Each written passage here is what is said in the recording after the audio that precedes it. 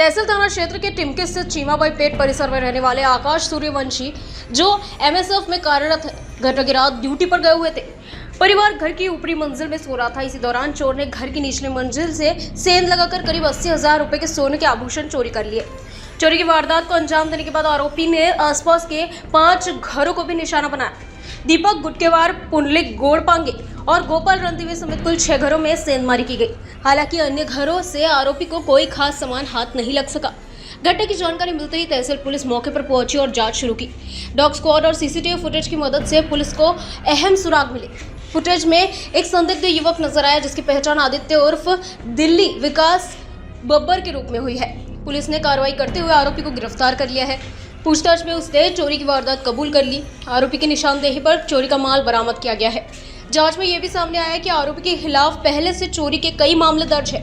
उसके पास से एक चोरी की गाड़ी और वारदात में इस्तेमाल की गई लोहे की रॉड भी जब्त की गई है। पुलिस के अनुसार आरोपी नशे का आदी है और नशे की जरूरत पूरी करने के लिए लगातार चोरी की घटनाओं को अंजाम दे रहा था। फिलहाल पुलिस मामले में आगे की जांच में जुटी हुई है।